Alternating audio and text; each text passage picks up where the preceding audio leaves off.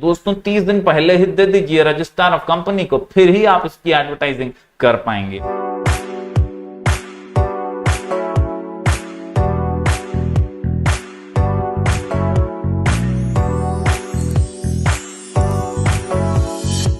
Hello everyone, मैं हूं जयेश राजगुर और स्वागत है आप सभी का इस नए इंटरेस्टिंग यूट्यूब वीडियो में। दोस्तों हम पढ़ रहे हैं क्लास 12 का एसपी यानी सेक्रेटरियल प्रैक्टिस। ये है चैप्टर नंबर 5 का लेक्चर नंबर 2। जी हां दोस्तों, डिपॉजिट्स। इस चैप्टर में हम जान रहे हैं कि कैसे short term loans company deposits के माध्यम से बोरो कर सकती है, फंड्स रेज कर सकती है, और इसकी एक प्रक्रिया भी होती है जिसे कंपनी को फॉलो करना होता है। शॉर्ट टर्म फंड्स जो हैं ये 6 मंथ्स टू 36 मंथ्स के बीच के होने चाहिए, और ये फंड्स जो हैं कुछ कंपनियां ही इसके लिए एलिजिबल हैं और वही ये टाइप के डिपॉजिट्स जो हैं एक्सेप्ट करती हैं। दोस्तों पिछले वीडियो के अंदर हमने देखा कि हु ऑल आर एलिजिबल और कौन कौन टर्म्स एंड कंडीशंस को फॉलो करते हुए डिपॉजिट्स एक्सेप्ट कर सकते हैं। आज की इस वीडियो में दोस्तों हम जानेंगे कि कैसे प्रोसीजर को फॉलो किया जाता है, क्या एग्जैक्टली प्रोसीजर है डिपॉजिट्स एक्सेप्ट करने का। कुल मिलाकर के 10 से 15 पॉइंट का ये आंसर है और इस आंसर को बारीकी से समझना जरूरी है ताकि आपको डिपॉजिट एक्सेप्ट करने का प्रोसीजर समझ में आ जाए। तो दोस्तों अगर आप इस चैनल पर नए हैं तो जरूर से सब्सक्राइब कीजिए, बेल आइकन दबाइए, क्योंकि यहां आपको लगातार ऐसे इंफॉर्मेटिव वीडियोस मिलते रहेंगे।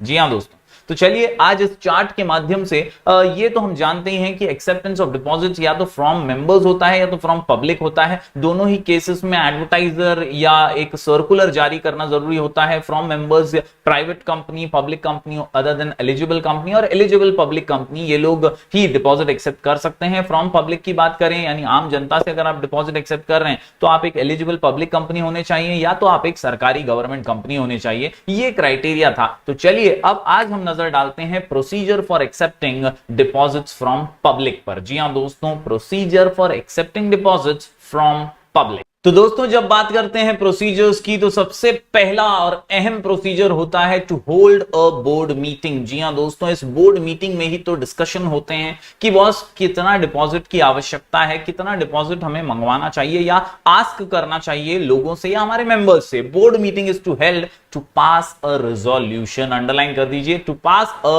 Resolution to accept deposits from the public, the details of amount of deposit, कितना पैसा, इसके अलावा terms and condition of issue, क्या आधार पे, क्या बेसिस पे हम डिपॉजिट ले रहे हैं, कितना इंटरेस्ट हम दे पाएंगे, कितना ब्याज दे पाएंगे, are decided in this meeting. Also the date and time to hold a general meeting of the share holders to get their approval for collecting deposit is decided in this board meeting. यानी ये पहली board meeting में ना सिर्फ चर्चाएं होती हैं, discussion होता है और ये रिजोल्यूशन पास किया जाता है कि भाई कब हमें डिपॉजिट एक्सेप्ट करने के लिए अप्रूवल मिल रहा है, शेयर होल्डर से कब मीटिंग करनी है। ये सारी बातें इस पहली बोर्ड मीटिंग में बोर्ड ऑफ डायरेक्टर्स के साथ डिस्कस होती है। बात करें आगे तो दोस्तों अब पहला स्टेप तो हो गया, बोर्ड मीटिंग के अंदर डिसाइड हो गया कि बॉस हाँ ठीक है हम डिपॉजिट एक्सेप्ट करेंगे। शेयर होल्डर से कंफर्म करना है और उसी लिए होती है जनरल मीटिंग। ये है हमारा point number 2, hold a general meeting. पहला बोर्ड मीटिंग, फिर जनरल मीटिंग, फिर बोर्ड मीटिंग, फिर general meeting. Yes, A company holds a general meeting of the shareholders to seek their approval. Board meeting में होते हैं board of directors, general meeting में share holders, general meeting में share holders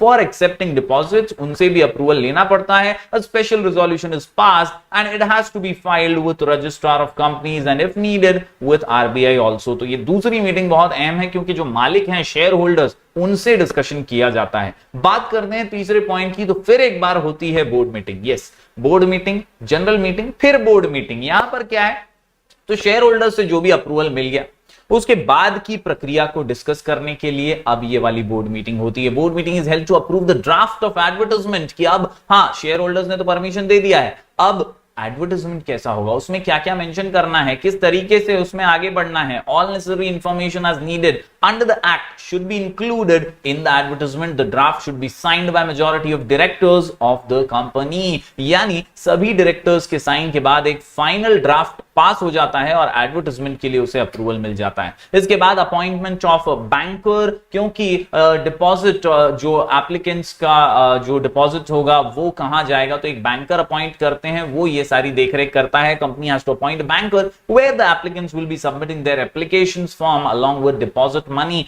यानी application form और deposit का पैसा किसके पास आएगा तो वो बैंकर अपॉइंट करेंगे और उसी के पास ये होगा। इसके अलावा क्रेडिट रेटिंग एजेंसी की बहुत अहम भूमिका है यहां पर, क्योंकि जो एडवर्टाइजमेंट आता है उसके अंदर क्रेडिट रेटिंग होती है कंपनी की, और इसीलिए obtain credit rating, obtaining a credit rating is very important. Company has to obtain a credit rating from a recognised credit rating agency. This rating should be mentioned in the advertisement. तो ये बहुत जरूरी है दोस्तों कि credit rating agency से आपकी credit value, आप कितने सक्षम हैं, कितने ताकतवर हैं, कितने पावरफुल हैं क्रेडिट को चुकाने में, इसकी एक रेटिंग देते हैं ये लोग, और वो लेना भी जरूरी होता है, जिससे डिपॉजिटर्स को भरोसा होता है। इसके अलावा दोस्तों अपॉइंटिंग डिपॉजिट ट्रस्टी, ये भी जरूरी है। ये वो ट्रस्टीज होते हैं जो डिपॉजिटर्स का पक्ष ले सकते हैं जब भी कुछ डिफॉल्ट पेमेंट हो जाता है, तो ऐसे में डिपॉजिट ट्रस्टी की भूमिका बहुत जबरदस्त होती है, और यही ट्रस्ट डीड वगैरह भी बनाते हैं। Company has to appoint one or more deposit trustees. The deposit trust deed contains the terms and conditions agreed upon or between the company and the trustee. तो इस प्रकार दोस्तों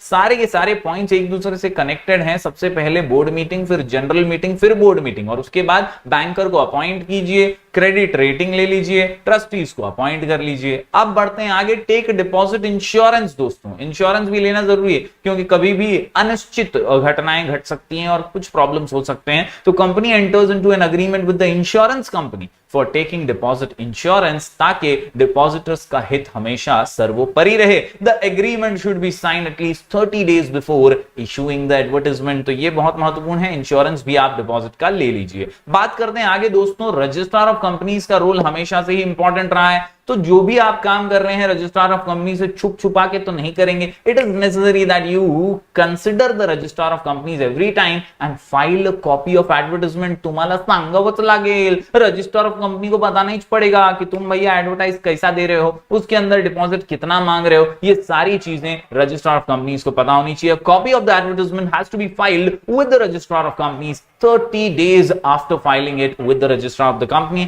It can be published as an advertisement. तो दोस्तों 30 दिन पहले ही दे दीजिए registrar of company को, फिर ही आप इसकी एडवर्टाइजिंग कर पाएंगे। बात करें दोस्तों पॉइंट नंबर 9 की, तो अब रजिस्ट्रार को तो आपने फाइल करवा दिया, अब आगे बढ़ती है प्रक्रिया, और अब आप एडवर्टाइजमेंट पब्लिक को दे सकते हैं। आप बता सकते हैं कि बॉस क्या आपका डिपॉजिट का एक्सेप्टेंस है, आप कितना डिपॉजिट ले रहे हैं, कितना ब्याज देने वाले हैं, टर्म्स एंड कंडीशंस वगैरह क्या हैं, वो सब कुछ एडवर्टाइजमेंट में लिखा होता है। कहीं ना कहीं दोस्तों हमने पिछली वीडियो में 8वां पॉइंट देखा था जो कि बहुत इंपॉर्टेंट था सर्कुलर और एडवर्टाइजमेंट के बारे में, वही पॉइंट से जुड़ा हुआ यहां पर है। The advertisement has to be published in one English newspaper and vernacular newspaper having wide circulation in the state where the company's registered office is located. तो यहां पर दोस्तों इस तरह से एडवर्टाइजमेंट फाइनली पब्लिक के लिए ओपन हो जाता है। आखिर में बात करें दोस्तों पॉइंट नंबर 10 की, तो upload advertisement on companies website. जो ऐड बनाया है वो कंपनी की वेबसाइट पे भी डाल दीजिए। साथ ही साथ 11वें पॉइंट में collect application form and money, जो कि बैंकर कलेक्ट करता है। Company informs the banker to collect the application forms along with deposit money. बात करें कुछ आखिरी छोटे छोटे पॉइंट्स की, तो यहां पर दोस्तों इशू डिपॉजिट रिसिप्ट है,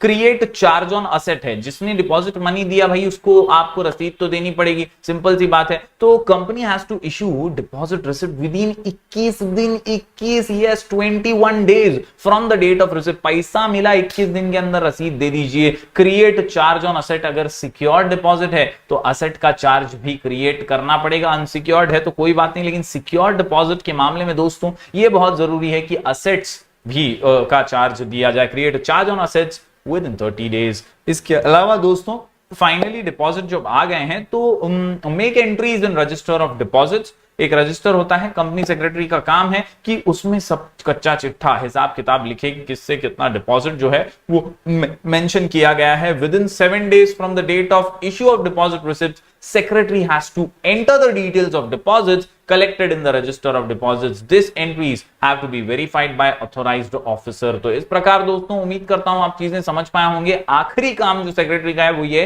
कि file return of deposits with the registrar of companies. Finally शुरुआत में भी आपने फाइलिंग की थी, लेकिन वो एडवर्टाइजमेंट की फाइलिंग थी जो आपने रजिस्ट्रार ऑफ कंपनी को बताया कि आप ऐड दे रहे हैं। इसके बाद जो आखिर में फाइलिंग होती है, कितना डिपॉजिट आपको मिला, वो भी तो आपको रजिस्ट्रार ऑफ कंपनीज को बताना पड़ेगा। The company has to file a return on deposit before 30th June every year the return has details of deposits with the company. तो इस प्रकार दोस्तों छोटे छोटे पॉइंट्स हैं और बहुत ही सिंपल पॉइंट्स हैं, starting with the board meeting, general meeting, then board meeting, then advertisement, appointment of banker और इंश्योरेंस और ट्रस्टीज ऑफ डिपॉजिट। इसके अलावा ये छोटे छोटे पॉइंट्स हैं जहां फाइलिंग रजिस्ट्रार ऑफ कंपनीज के साथ 2 बार की जाती है और आखिर में जो फाइलिंग होती है ये पूरे डिपॉजिटरी प्रोसेस की एंड होती है और यहां पर हम कंप्लीट करते हैं हमारा procedure for accepting deposits from the public. उम्मीद करता हूं दोस्तों ये वीडियो आपको समझ आया होगा। जरूर आंसर की लिख करके प्रैक्टिस कीजिए और ज्यादा से ज्यादा लोगों तक पहुंचाइए। उम्मीद करता हूं आप चैनल पर अपना प्यार बरकरार रखेंगे। हम मिलेंगे फिर एक बार